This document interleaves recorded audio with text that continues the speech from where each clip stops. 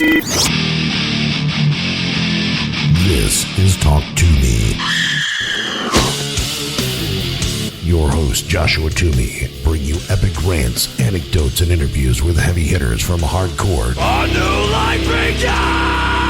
to hair metal. This is Talk to Me.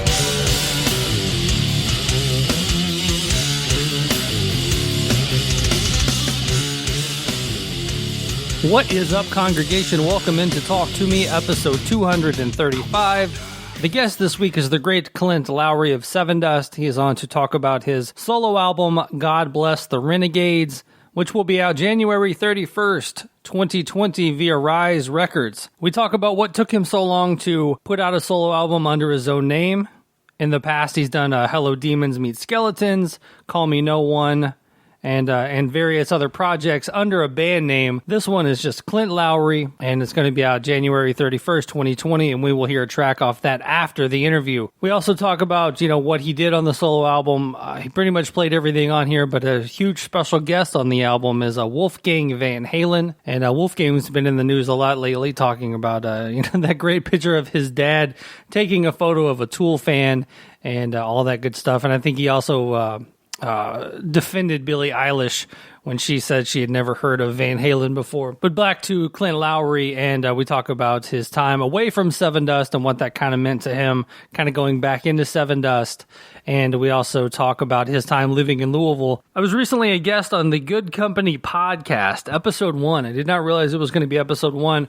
But Bobby Burns and I did Scott Bowling's podcast, Good Company, and we talked about all things Primer 55 and how I got in the band, touring in the band, the history of the band.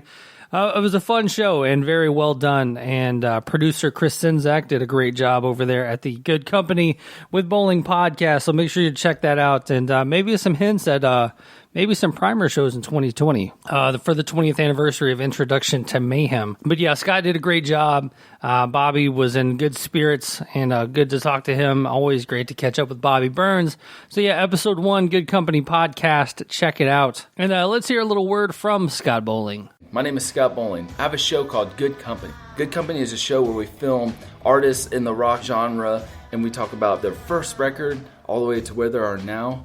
We've interviewed bands like Korn and Sevendust and Rich Ward. You can find me on YouTube, Instagram, Facebook under Good Company or Good Company with Bowling. So please, if you get a chance, check it out. Good company!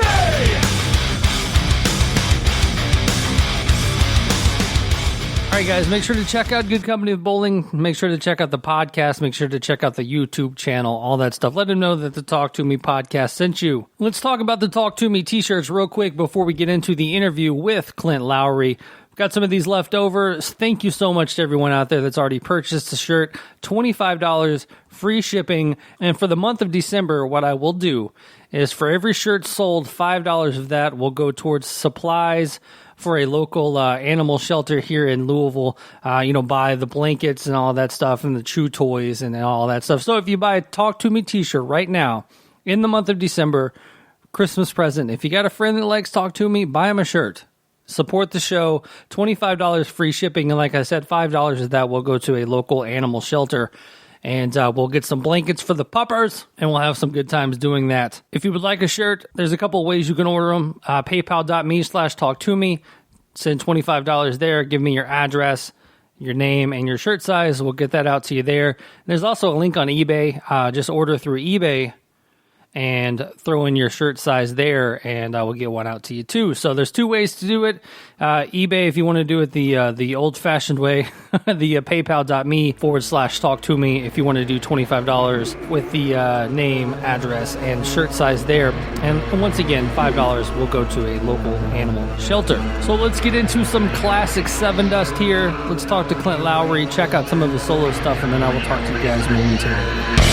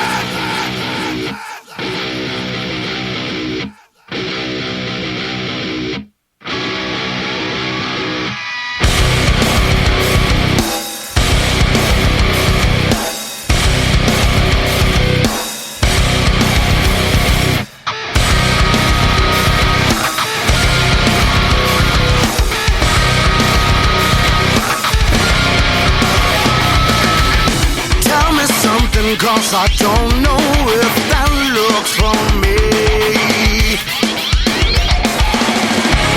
A motherfucker without a life that's always getting something. A motherfucker without a life is always getting something. A motherfucker without a life that's always getting something. A motherfucker without a life is always getting something. Why don't you tell me? What you say tonight? A motherfucker without a life that's always getting something. What you say tonight? You got a life, you got a life, and tell me something. What you say tonight? A motherfucker without a life that's always getting something. What you say tonight?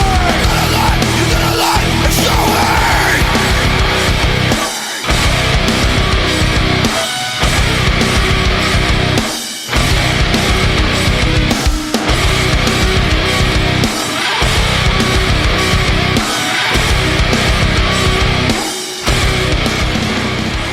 Well, cool, guys. We got Clint Lowery on the line talking about his new solo album, God Bless the Renegades, out January 31st on Rise Records, man. So what made you want to decide to do a solo record, not only a solo record, but actually call it just Clint Lowery? Oh, man. I've released other things that are kind of under the category of solo release. Like I did the Hello Demons Meet Skeletons, which was an acoustic-based thing at first, just kind of a thing to do in between Sevendust records, all self-release stuff. And then I did Call Me No One with Morgan, which was kind of the same thing. But, I debated on actually calling this something else, because I was always a huge Trent Reznor fan. I love that he always used to, like, security blanket is what I call it, you know. But I didn't want to confuse anyone with another, like, name for a project. So I talked to my manager, and I was just like, man, should I just call it Clint Lowery? And I think it was just time. That way, I can play the other stuff. I can play the Sevendust songs that I sing a lot on. I can do everything that's under that umbrella. And as far as the timing on it, Sevendust is always pretty much an active band, so it took a little bit of finagling, a little bit of just orchestrating in terms of. I did a couple demos, gave them to Rise. They were super into releasing it. So I looked at the window and said, well, after we get done with the touring cycle, I'll record this record during the touring cycle and then release it when Sevendust goes dark, which is happening in January. So it was just a lot of like, okay, now's the time. I've been wanting to do it for many years, and it just kind of unfolded this way. And would have done it before, but just I didn't have the right window of opportunity. Now, the one thing with your solo album, as kind of compared to John Connolly's kind of solo stuff he's done, and he doesn't necessarily call it a solo band, but I mean, it's this other band kind of deal, is you kind of tell his influence on Sevendust through how he writes for his other band. And the one thing with this solo album is, I don't know if a lot of people are going to know it's you from Sevendust. I mean, it's a great album, and I'm not taking anything away from it. I'm just saying it doesn't sound like just another Sevendust album. That's good. I mean, I think that's the point with this. I mean, I certainly, I write a good amount in Sevendust, so there's a certain characteristic that I have with Sevendust. Certain things I know that are going to sound right with Sevendust. And the whole point of this are those songs that are a little quirkier, more alternative than Sevendust would probably go, or the typical Sevendust fan would like. So, and it's music that I also enjoy. I mean, there's a couple songs on it really, really kind of melodic and not pop rock, but it's definitely a little more of a less aggressive. So that's just something I like, something I enjoy too. I mean, there's dark elements to it, but the whole point of doing this is to kind of stretch my legs in a different way and creatively try to hit some new territory. Is this any stuff that do you let LeJean and John and everybody hear this stuff first and kind of get dibs on Sevendust stuff, or is this like, these are my songs for this and these are my songs for that? There's a few, like I work really close with Morgan in the band as far as writing, so a lot of stuff I run by him. Actually, it was me and Elvis, the guy that produced it, that he was going through some of the archives of songs, and he was like, this could be a Sevendust song, or this could be more, let's save this for your solo thing. And so he helped me kind kind of decide that. But Morgan's really the only guy in the band that I just kind of run that kind of stuff by. And but he's like, he even called me. He listened to the material. He's like, man, he's like, you son of a bitch, that we could have used that song, And but he's just like really supportive to the whole thing. He's happy I'm doing it. But ultimately, yeah, I have songs like this is Sevendust. I'm not even gonna play this these other songs. I'm not gonna play them for the guys because they'll end up wanting to use them. I think that was the exact opposite of the way John described his solo stuff on here. Yeah, that's so funny. So you've in the last few years, and I know over your musical career, you've worked with a lot of people outside of Sevendust, as in just all the different bands you've helped produce, write with, and all that. How much of that kind of carries over into just writing a solo album and learning tricks and different things that you may have also picked up over time, working with other artists outside of, the core guys in Sevendust? I mean, you're exactly right. Every single experience. That's why I love writing with other people because they all have a different process. I've collaborated with a couple different guys on this record. And it's just, you see how they do it, how efficient they are, how they gather their inspiration. So you pull all these things in, and it was one thing that Morgan said. He said, man, you doing this solo record actually helped that you write and perform on the Sevendust, because it's a muscle. You're exercising it, and like you said, you're learning from different people's processes, and you incorporate it. You try to use, it opens up all kinds of doors that you wouldn't necessarily walk through when you see how other people do it. And I've had the pleasure of working with some killer bands and, individuals that are just great at their craft. And so, yeah, I pull all that stuff in. It would be crazy to feel like I have the one way and the one process that works. There's so many other ways to do it. And now working with Elvis again, he kind of seems like a sixth member of Sevendust, or just kind of someone that all of the guys in Sevendust kind of keep going back to. How has that relationship kind of grown over the Sevendust stuff? And obviously he did the latest, like I said, John Connolly solo stuff too. Well, Elvis is he's definitely the sixth member. I really, really got to know him doing my record. We did All I See Is War with Sevendust with him, and it was kind of the learning phase where we're trying to figure each other out. We had produced records ourselves for a few years, so letting someone come back in that role, we were real protective. So it took a second to kind of just warm up to each other on the first All I See Is War, and we just learning that we could trust this guy. He knew how to really capture what it is that we do. And then me doing the solo record with him was really one-on-one with me, Woofy, and Jeff the engineer, and it was unbelievable. Like, we really, really got to know each other on a deep level, musically and personally. So he is definitely the sixth member, and he was super critical on my solo record, and we just did another Sevendust record with him, and it was just as effective as he always has been. So he's just one of those guys. We found a great producer, and we're going to ride it out, pretty much as long as he's into it, and we're into it. Now, your solo album is also coming out on Rise as the latest, last few Sevendust albums, and you guys were known for years and years to kind of shy away from doing the record label thing, doing the record label yourself, and kind of keeping those people out of the mix. And, how has it been, I guess, obviously working with Rise? I mean, if you're doing your solo album also on Rise, I'm assuming that the relationship there is going as well as your time with Elvis. Yeah, I mean, we thought it was time to pull in the team, pull in an actual infrastructure of marketing and all the things that Rise does. We were into how they were doing it,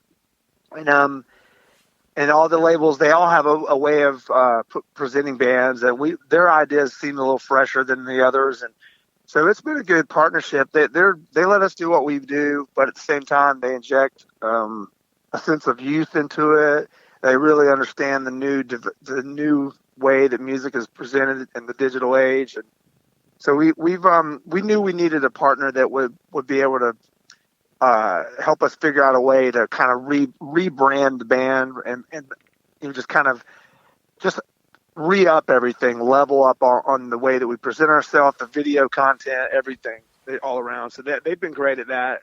Whereas, we do what we do. We record records and we play live, and that's what we handle. But they've been great on the outside as far as repackaging what we've been selling for many years.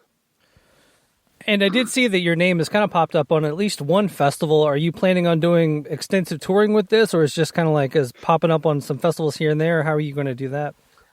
I'm going to do the Alter Bridge tour in February. I'm going to do some touring in March and April, and then try to get on as many of those festivals as I can before Sevendust starts like revving back up. But there's going to be a good amount of touring for it, just to kind of support it and make it a real thing. Now, I don't know how big of a sports guy you are. Are you a sports guy at all?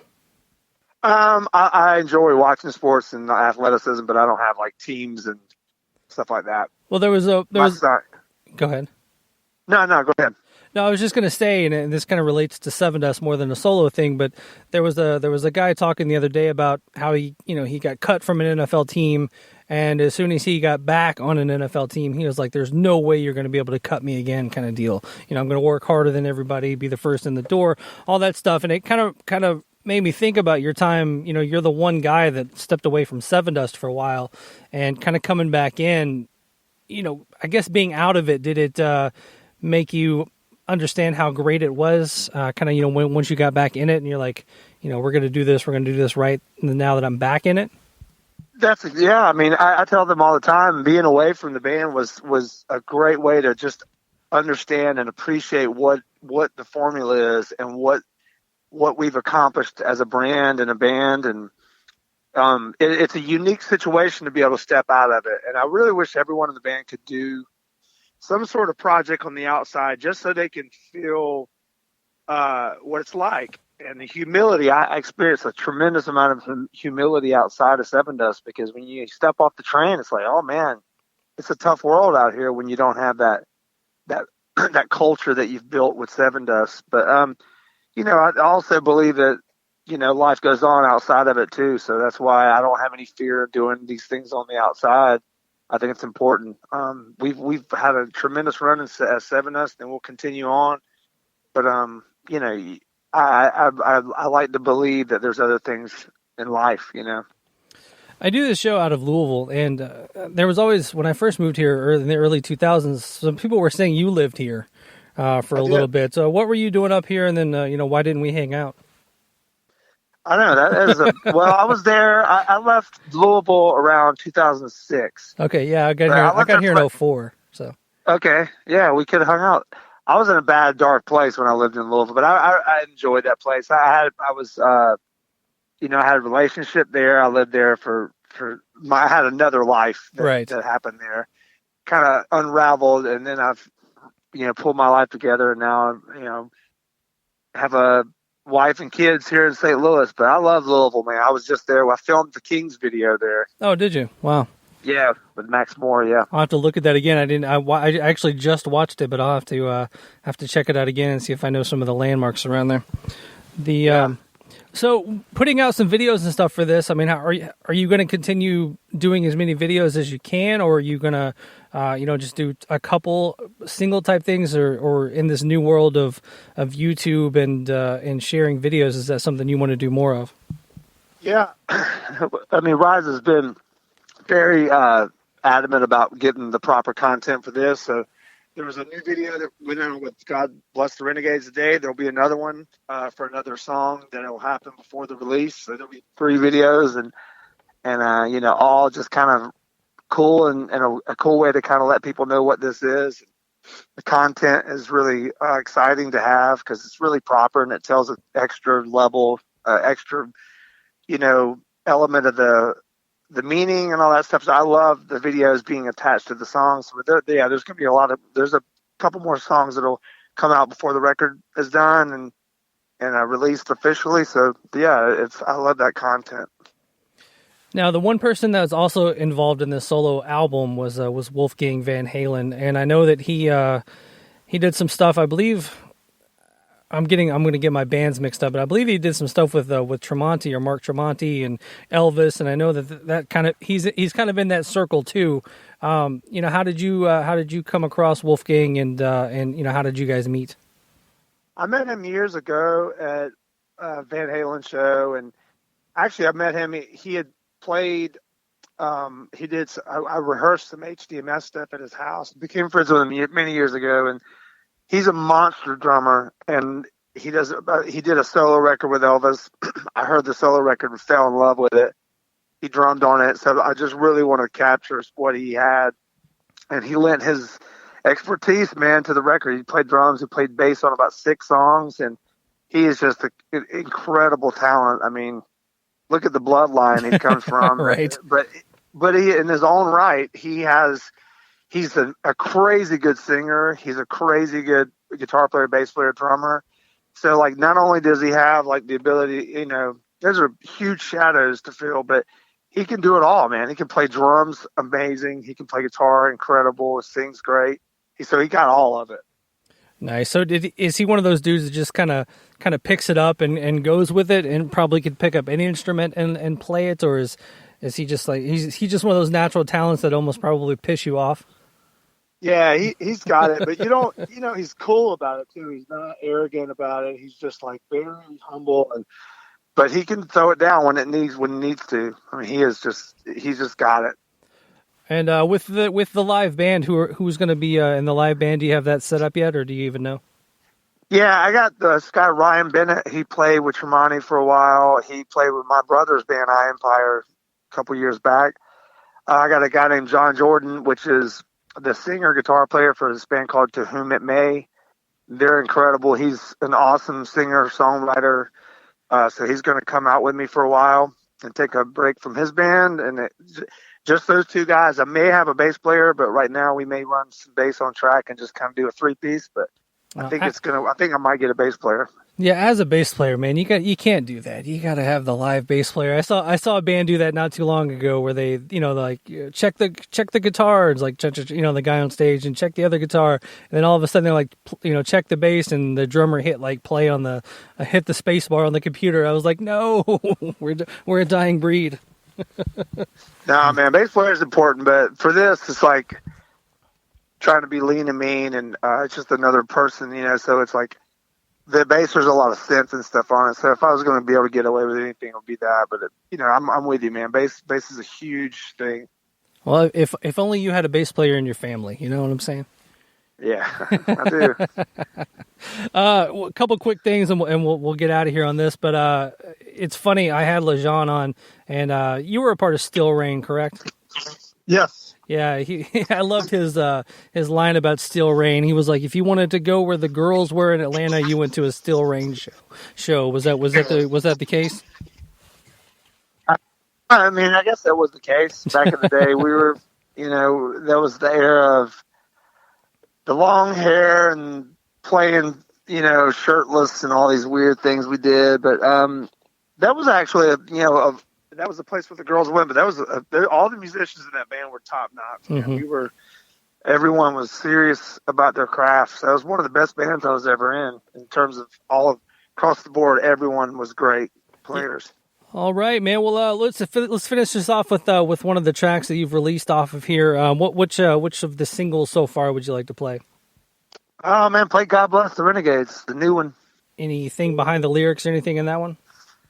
Yeah, just, it was always about paying tribute to the people who the pioneers and the rebels and the people that thought outside the box to make, put a real change into the world. All right, Clint. Well, I definitely appreciate it, man. And Scott did tell me to tell you hello, so I can't. Oh man, I love that guy. That was cool to see that. It's cool to see that you did not only his theme song for his podcast, but it looks like you guys just did some stuff with Sonny Mayo. So it's kind of cool to see you two together too. Yeah, I really was excited about him and I kind of sharing that, so people realize that we're way close. We're really good friends. It wasn't like this competitive thing. We're just very good human being. Very good, man. Well, have a good rest of your day, man, and good luck with the solo album. I appreciate it, brother. Thanks.